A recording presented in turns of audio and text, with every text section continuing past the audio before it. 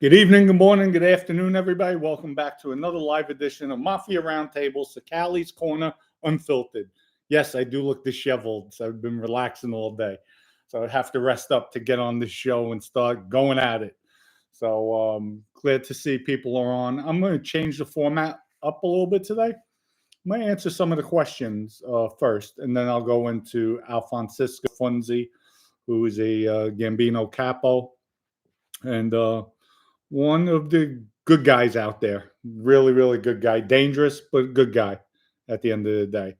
I have my studio door closed. It's like a panel glass door. And I don't let the cats in this room because I have a fireplace. They look to jump up and go in the fireplace. So I hear them right now. They're meowing, trying to get in. So they follow me all over the house. But so be it. They have to stay outside today. Anyway, people, before I start, go to egvodka.com, order it today, 100% gluten-free, organic. Great vodka, order it. You'll love it. It's a great gift for the holidays. Drink with families, friends. You'll really like it. It's really good. We ship in 42 states. Also, go to sapphirecoffee.com, order it today. Excellent coffee, working on some things to come out with espresso martinis. So I'm not going to go too much into that. Until we sign some contracts and get that moving forward. Also, we have three go Always Lit cigars. We have, see above me, three Capo cigars, and we have Bad Santa cigar this year. So great gifts for the holidays, or even if you're just with the family, you want to light up a cigar, good smoking cigar. So with all that out of the way, we'll go into, we'll touch base. We have Locks Nonstop. Here's what he just said. John Dill is a good man. He's a family man and solid lawyer. 100% transparent and fights for his clients. Well, Locks Nonstop, you're probably John Dill himself or a friend. John Dill's a piece of shit. John Dill is a disbarred attorney. He is dirty. Look out for his clients. And I have the text messages, folks. So once Cicale's Corner Unfiltered is in full effect, that we're sitting at a table, there's lawyers there, there's everybody sitting down, I'm going to bring out the documentation.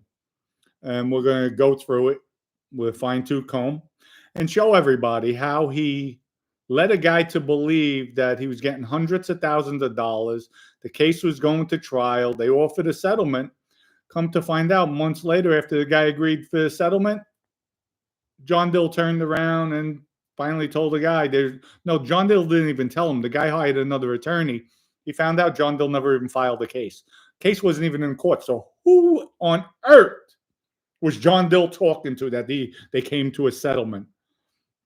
This is how deranged this attorney is, how dangerous this attorney is. And I'll tell you right now, you're talking about him being a good man. And I'm not going to go into details yet. My case is still active. He screwed me over so bad in my case. He did, number one, I could talk about this because it's public record. He tried settling out my case without me agreeing, without my wife agreeing. He told opposing counsel, no, they agreed to the settlement. I had a fight with that, go to court. Of course, the opposing counsel, I want to fight for it. I was getting nothing. Because John Dill was that desperate, he needed money. I don't know if it was because I heard he was sniffing coke, his coke habit, gambling habit, but he's a piece of garbage. He doesn't look out for his clients. If he did, he looked out for me. And that's one out of 4 different issues I have with him. 4. I mean, he took things out. He had my wife schedule surgery, knowing she still has surgery going on. He wanted the trial before her surgeries. That's how bad he needed the money. He told her, don't worry about it. It's not going to help. Not going to help. But we're responsible for all the medical costs now. So what he did is just egregious. And here's a fact, and I'll show everybody. Petitioner, he had to put in a motion about him being disbarred that he could reapply in 5 years. So here's number 6. And it's up there. Just Google it. You'll see it. And I'll turn it around. Petitioner contends that granting this petition will not adversely affect the public interest, the integrity of the courts, or the confidence of the public legal profession. Furthermore, petition contends that granting this petition will not hinder the administration of justice. Bullshit. Bullshit. The guy's a stone cold. He has no regard for the law. See? That's what that says. Now we'll go to the next page. Actually, 2 pages. No, it's the next page. Number 12. Petitioner agrees. Status that he will withdraw status as an attorney on email, social media, telephone listings, stationery checks, business cards, office signs, and any other. Petitioner states, as an attorney whatsoever, petitioner will no longer hold himself out as an attorney. Petitioner will no longer hold himself out as an attorney. Petitioner will no longer hold himself out as an attorney. Look at that, folks. Look at that. Read it. Read it. What does that say? And look further down. Look who signed it. Okay? You know what, folks? Go to this website. Go to this website. Go to this website. Go to this website. And here's the day. That's the date. That's the date. May 15 of 24. May, June, July, August, September, October, November. 6 months. 6 months. Over 6 months. Still has the website up. Matter of fact, he said I could say Joe Barone called up. Called up. Of course, he has the number on the website. Called up. They put him to the answering service. Got a message. We'll have somebody get in touch with you. John Dill's number is still active. But yeah, he says he's supposed to eliminate. So he lied to the courts. And trust me, folks, it's not going to be good because I'm not letting it go. This man screwed me over, and I'll never be a victim. I'll never be a victim. So locks nonstop. You're the same way. You're a piece of shit too, because you're probably his boy or somebody. For you to pass that comment, he's a good man. He's a family man. He's a piece of garbage. He's a piece of garbage. He was supposed to be an officer of the court. So any attorney who's an officer of the court, they're held to a higher standard. So Dill took that higher standard and he corrupted the system. He milked the system, played the system, took advantage of clients, people who are victims in accidents. They're victims. He victimized them again. He's a piece of garbage in my book. Piece of garbage, piece of shit, piece of dirt. Matter of fact, that's an insult to the shit on the ground. I'm insulting shit by calling John Dill shit. So that's what I have to say about that. I told you, Cicale's Corner Unfiltered. I'm not going to hold back. I'll try to refrain from profanity because it's just, I always try to better myself. But this guy is really a piece of garbage. So for you to say anything other than that, and look what he did. He has no remorse for what he did after he put the motion in, telling the courts, telling them he's not going to advertise. Go on the website. He's still advertising. He's on Yelp as an attorney. He didn't take anything down. So I filed a bunch of complaints on him on Google. Let's see if they act. And if they don't act from it, I'll go after them too. I don't care. It's a shame. It's a shame because I'm going to save the people out there who think he's an attorney and he's going to screw them over too because he'll circumvent. That's John Dill. He'll circumvent because I got stories to tell about him, how he wanted me to front him money for his legal services, and he knows a way to funnel it back to me because for all you people that don't know, somebody like only an attorney could be part of a law firm. So John Dill knew a way to circumvent the system. Of course, he had my ears open. I'm always up to make a buck. And that's it. I couldn't get in trouble. He could. So, but I'll go into that too at the Cicale's Corner Unfiltered. So to say he's a good guy, he's not a good guy. He's a piece of garbage. Even after this, it shows he has no remorse. He never deserves to get his license back. And that's a fact. Now, Mo, hit when you. All right. I'm just so aggravated. I can't even read. Welcome back, Dom. Dom, great to see you. Woo! I gotta calm down. I'm starting to sweat. So, hey, Dom, Finland in the house. Hey, Daniel, we got Finland in the house. Much love and respect to you. Thank you for coming on. Today, I'm still going to people. For those of you just tuning in, I didn't speak about Alphonse Sisca.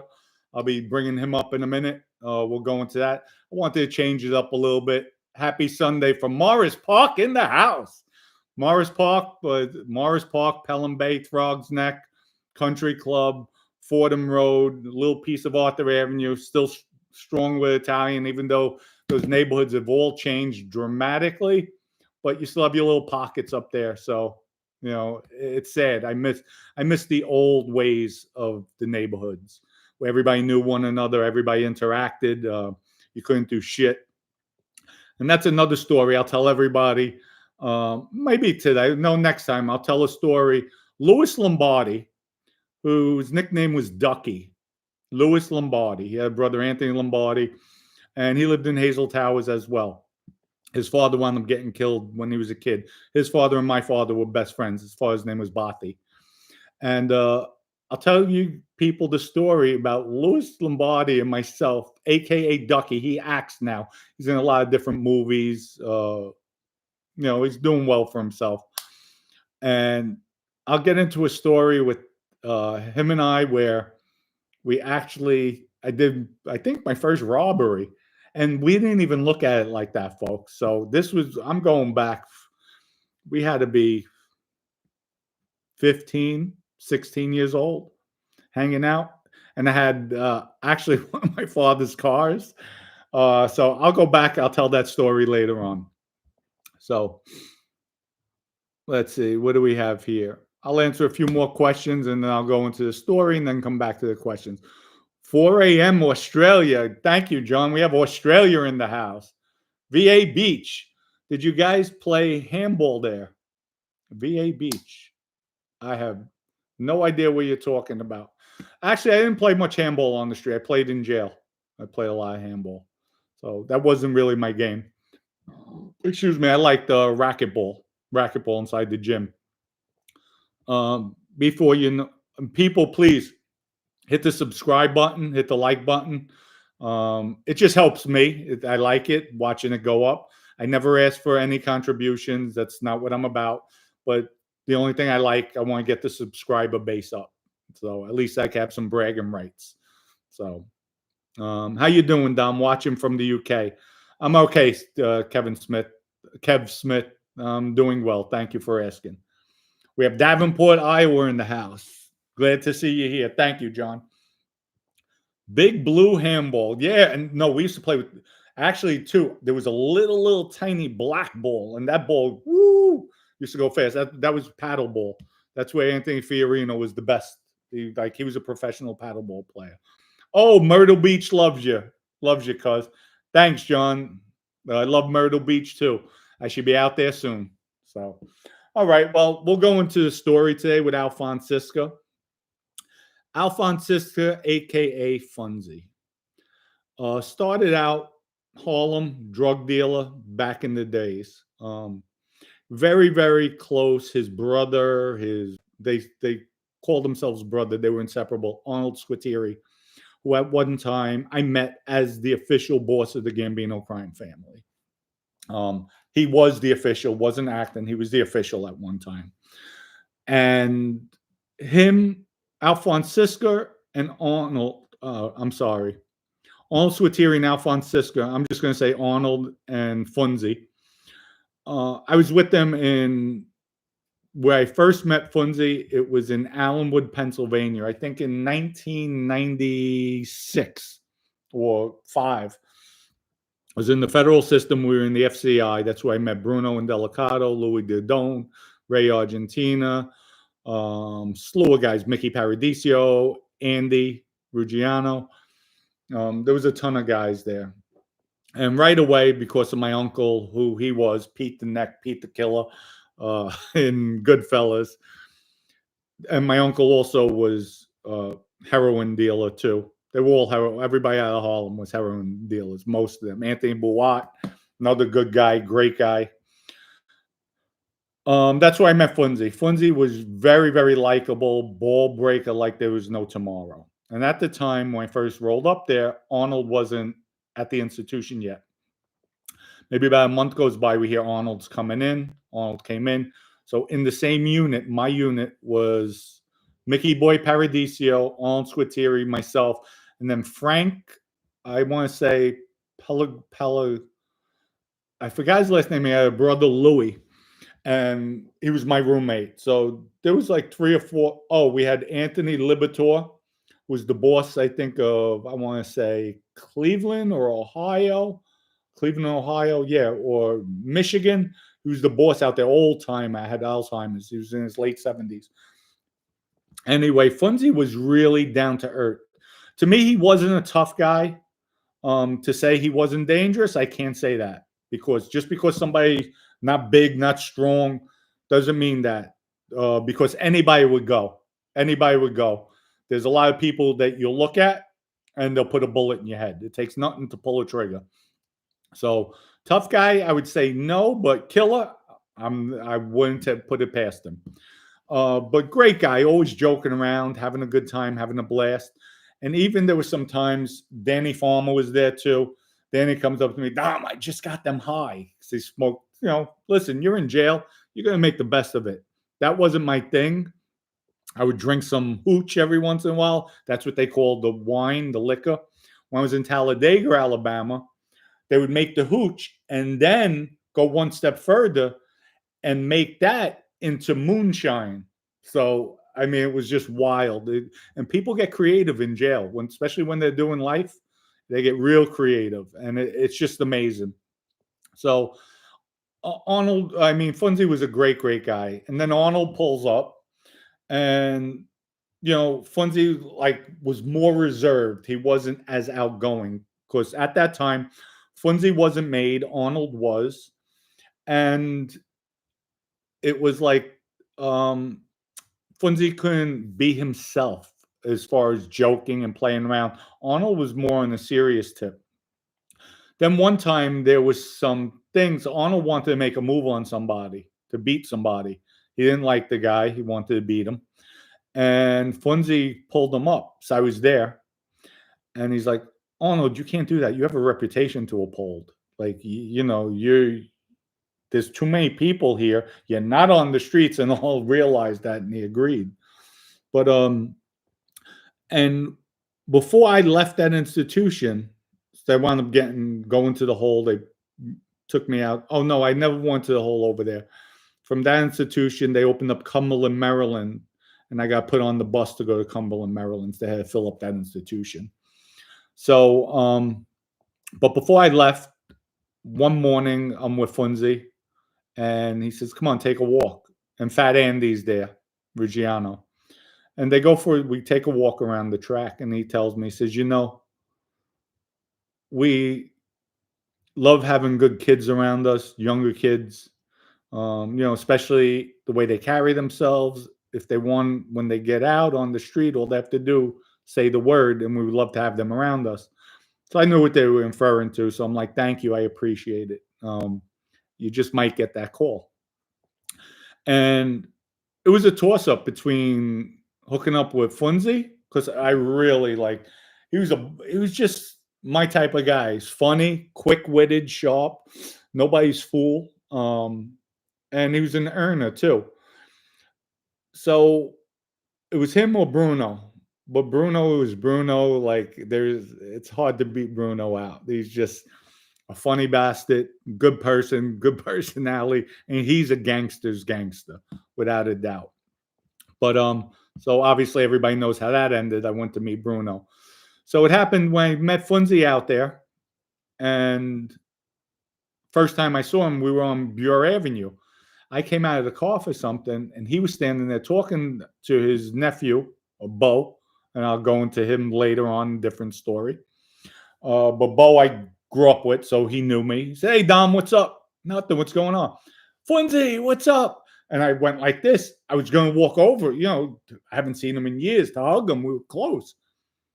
And thank God I didn't go like this, because as I'm walking, I'm looking at his body language. He's not being reciprocating. Like, he's excited to see me. He's happy, but he's not. He's being more serious. Hey, Bozy. He goes, Bozy. Bozy means friend, Bo. When you call somebody Bo, for those of you who don't know, that's friend, that's pal. Just like you'll hear Joey Molino say cousine. They say cousine, that's friend, pal, buddy. It's just the slang, Italian slang. So he says, Bo, what's up? And he extends us his hand. I'm like, all right, good, good. When I turned around, I left. I was like, I was hurt. I was hurt in a way. Then I went back, told Vinny. I'm like, damn. I know you have to conduct yourself differently on the street, but we ate together. We worked out together. We all were tight in jail. You become really close with people. I'm like, wow, for him to act like that. He said, he's probably sour that you went with Bruno and not him. I said, no, probably so.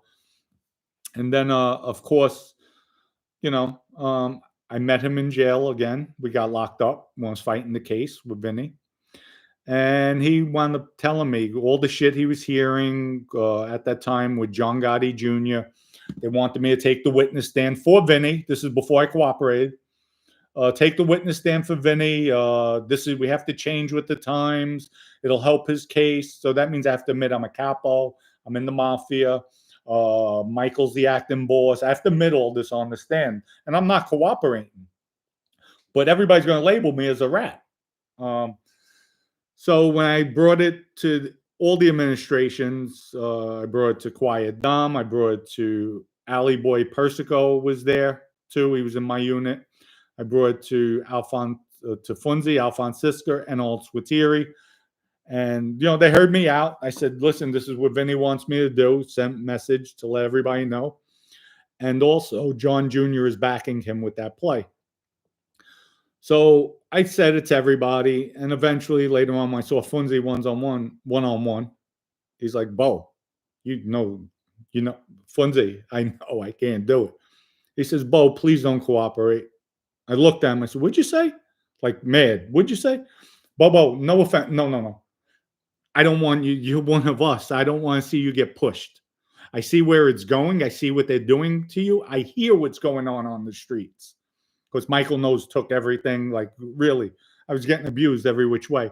He said, please, if you need to talk, I'm here for you. If you need anything, we're here for you.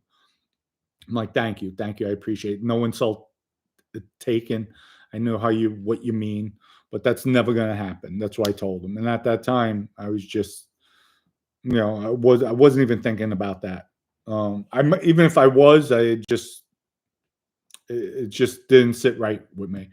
So that was Funzi. And Funzi and all, they used to do a lot of business back in the day, Harlem, with the heroin trade. Matty Madonna, you had Bruno, Jerry Salerno, another one, Anthony Bawat, Donnie, what's his name? Another guy, Donnie. There was Juju too. All junk dealers. You had Angelo Prisco. So everybody came from Harlem. Harlem was known as Italians. They were junk dealers. So, well, that's my story with Funzi. I love him. Think he's a great guy. Of course, we no longer associate, and I know he feels differently about me, but Funzi, if you hear it, much respect for you. Stay away from all these jokers out there. You don't need it. Your kids need you more. And that's it. My next story, I'll come out. I'll talk about Arnold, his antics, what he did, what I heard after I left the institution, what he tried doing, how he backed down. I lost a lot of respect for that. But at the end of the day, they're still men. None of them cooperated, and I got to give them the props for that. So let's go. Who's this? Thank you for the contribution. Could you please play a react to Vinny and Joe's wiretap where they mention you? They posted on YouTube. Love your content and how you changed your life. Okay. I'll do that this week. I'll put it up. I'll actually put it on a recording so you can hear the wiretap. I'm going to try to get the full wiretap because there's a lot more they're talking about on there, especially with me. Vinny's telling Joe that if he needs any money, have Dominick collect it. Nobody will back Dominick up. Excuse me, Vinny really propped me uh, up a lot, but again, he said some things he should have never said. But I will play that. Thank you. Bailey, thank you for the contribution. It's greatly appreciated. Frank, were you ever locked up with Scarpa Jr.? No, no, I wasn't. Different institutions. I never ran to Scarpa Jr. And that's it.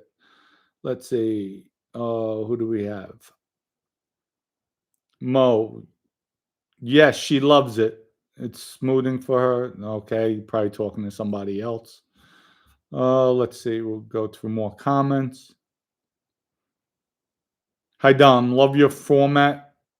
From Brit, big fan. Scotland in the house. Brian, thank you. We have Scotland in the house as well. I'm calling you LMB. I have no idea. I have to think. I'm a little slow with that. Joe Barone, you deaf got. Okay, I have no idea what the abbreviations. I'm not going to try to figure it out. Dom is a constant mark. Let's see. This is from Roman Excellent. Roman Excellent. Dom is a constant mark. They make him for a harden the 5 minutes. Then they scam him again and again. No, you know what? It's not being a hardened mark. It's just being, number one, it's an attorney. So there was no scamming except him doing things behind my back. And it happens. I'm out there. Remember, I'm doing a lot of different deals. One person. And I can't go back to my old ways. So have to do what I have to do. And they could try to scam me, but you know what? I'll always come on top because I'm a fighter. And that's it. So a lot of people look at it for the quick money or short term. I'm always looking long term. You might get me for 25, 30,000 short term, but believe I'm going to make a couple of 100,000 long term off of whatever deal we were doing. So it's just the way it is. And that's it. I'm not a fighter. Sounds like some of the lawyers around Johnstown, PA, Pennsylvania. It's disgusting what these lawyers do get away with. I mean, this guy actually put in a for a disciplinary committee to appeal it, and he's telling them he'll take down all advertising. You go on right now, and I go to johnwdill.com, goes right to his law site, still advertising. I mean, some action needs to be taken against him. So let's see. Be sure your notifications are turned on so you don't miss any of the live stream from Dom. Thanks, Mo. Appreciate it. Rich, Capo. Dom is actually a little more really than Tulsa King. For both financial characters online.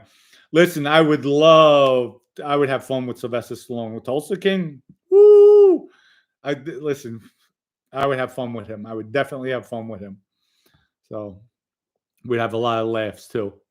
Louis Belmont, Dom, the Italians are few and far between in all those neighborhoods now. Sad. But the Bronx is always changing with the latest immigrant wave. Yeah, it's sad. It is sad. But you know what? We have memories of our neighborhoods. It's too bad our children, our grandchildren will never grow up like that. So we have Rich, love Disney's weird, haha. Philly Bob, Dom, did you do a workout today? No, actually, this whole weekend I took off. Saturday, yesterday, just couch potato. Today, half a day couch potato. Now I do some running around. But just relaxing. I go by the way my body feels. You know, I have to get my stamina back up. That's for sure. And I noticed that today. It's been dawning on me. Ever since my ulcer that was hospitalized, I'm short-winded. So I'm going to start doing a lot more cardio. I'm going to probably go back into the gym, start boxing a little bit. Light training, hit the bag a little bit, and then treadmill work or bicycle just to get my cardio up a little bit. But I'm feeling good. I'm not going into any competition. I'm 57 years young. So as long as I feel good, my clothes fit, I have my size, I'm good to go. You watched the new Tulsa King season? Yes, I did. And I like it. I like it. So just messing with you. Thanks for coming on. Nah, you're welcome. You can mess with me all you want. I'm good with that. No, thank you for coming on, watching. I appreciate it. Just hit that subscribe button, hit the like button. Big Dom, happy Sunday. I'm glad to see you decide to come on during the weekend. Thank you. You're welcome. It's my pleasure. I decided this morning. Remember, guys, my days start at 3:30 in the morning. I'm out of bed, feed my little rugrats, and I get on. I start doing my paperwork for the week. Start looking at my stock picks. That's another one, people. With the stock picks, I'll talk about it tomorrow since it's Monday. I'll go into some stock picks. I'll tell you, I gave out two advices. I showed with Tesla, what happened. I mentioned about Temu. The symbol is PDD. I told everybody about a week and a half ago to sell. But I wound up taking that video down because I forgot to say I'm not licensed. I'm not an expert. I'm just giving you my opinion, what I would do. So I mentioned to everybody sell. It went from, at that time, I think it was trading, I want to say 119, 118. Went down this week to like $99. Right now it's, I think, at $100 a share. So I would look at it. That's another one I would maybe get back into, but I have to say it might pull back a little bit more. But I think it's time where it'll start going up. You have the holidays coming, people start ordering. So it'll definitely bring their numbers up. But I'll be talking about that tomorrow, and these are just my opinions, what I pick. So if you people like it, it's your own risk. You could take it, buy it, but I think I'm pretty accurate with what I get involved. And don't get me wrong, there's stocks that I lose, but my wins outweigh my losses by far. So what do we have? We have even one person. Let's see, because good, bad, and ugly. Let's see, where is it? We have Shada Boss. Woo, good name. We put a whole bunch of little rats up there. At least put them smiling. But thank you. You could come on. At least you're listening. So hit that subscribe. You can keep on calling me a rat. I'm good. Dom, sometimes you sound like you wish you were still in the life. Nah, not at all. Not at all.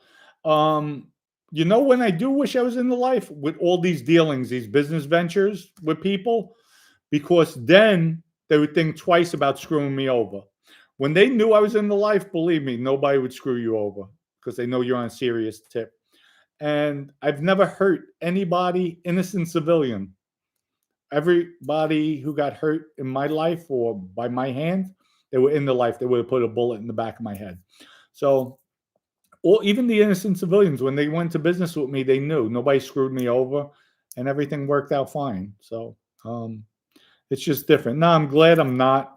I don't have to worry about getting calls 2 a.m, 3 a.m, 1 a.m, or going to do work for somebody else's beef. So, did you ever get a chance to confront Vinny about the stuff he said about you on the wiretaps?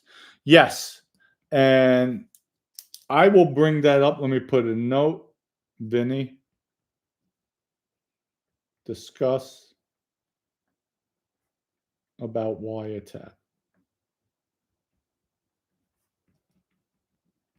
When I play the tape this week with Vinny and Joe, I'll tell you what happened. Yes, I did. Cynthia, hi, Dom. Love when you smile. Thank you, Cynthia. I appreciate it. Much love and respect to you. We have Anthony. Hey, Dom, long time fan since day one. Valentine's Day, I believe. Yes. First show was Valentine's Day Massacre. Michael Washwoman the Nose. That's his new nickname. So, Dom, do you ever laugh at Nadu's haircut? I don't know. Look at mine. There. My hair's a mess, but we like hair. So, this is my hair natural, and let's do it. Don't worry. You see this? Oh, it's this side, whatever side. Thinning. We're going to. I'll look like a damn chia pet, and my eyebrows are going to get done. That's all. I'm going to go see Bosley. So, I'll be like a damn chia pet. My eyelashes will be out here. They'll be this long. I'll look like one of those dogs, the Shaggy DA. They cover their eyes. Eyebrows will be down to here. But all good. Don't worry. But I am going. I'm definitely going. I'm definitely going to be a Chia Pet candidate. So, and you know why, folks? Because I could do it. That's why. I don't care. If it makes me happy, I'm going to do it. So, spirit of justice. Let's see. Did you ever laugh at Nadu's hair? Oh, I read that. Where are we? Let me see. Tommy. Dom, there's very little out there. Rusty. Oh, Rustelli. Have you ever have any past? No, no stories with Rusty. I'm sorry. So, see you live tomorrow as usual. Yes, see you again live. I'm gonna start wrapping it up, folks. Hey Dom, can you talk about the rivalry with the Bronx and Brooklyn and Queens? Yeah, we'll talk about that. I'll touch base with that too. Maybe with Arnold when I tell his story. Xavier James, good to see you. Last one, T Road. Okay, Sam the Man, do you like Dogecoin? Dogecoin. I actually have it. I can't even get into the account, but I don't think it's going to do much. But Bitcoin's on a tear. It actually retreated this weekend. I don't know if it bounced back yet, but I'm looking at MicroStrategy. If it pulls back even more tomorrow, I'm definitely going to load up with that. And that's what I'm doing, folks. Hey, Dom, you guys ever work with the Rizzuto mob? Yes, we did. Vinny was getting his marijuana, his ecstasy from Canada. Growing up, Rusty's sister was my next door neighbor. Her name was Phyllis. Okay. Xavier James, hope all is well, Dom. Yes, can't complain, Xavier. Thank you. We'll be on tomorrow. I just went on Twitter, which is X now. So if you're on it, please follow me. My handle is Dom, I think D Cicale's Corner. So I think that, or D Cicale. I'll figure it out and post it. I'll put it in the description tomorrow. Hey Dom, do you guys think about the next generation after you guys? Not really. I just don't think there's a lot of quality out there nowadays, especially with social media. You're losing the neighborhood, and the neighborhood, that's where you get the knowledge. That's where you get the wayward. That's where you get the learning experience. That and going to prison. So I think it's different. Last one, Dom. We live in Oregon. Wonder why we can't get EG where it's bottled. You know what? I'll definitely get with Tom, our distiller. I'll ask him. And good one. And you know what, folks? I'll see you soon. I was just out in Oregon last week. I was out there. It was in the 50s, real nice. And then the day I left, it was hitting like the high 60s. So I'll talk about what I saw out there. And I think it's, I liked it. I liked Oregon. All right, everybody. Hope everybody have a great rest of your day. Enjoy your rest time today. And I'll see everybody tomorrow evening, 5 p.m. Mafia Round Table, Cicale's Corner, Unfiltered. Peace out. Have a wonderful day.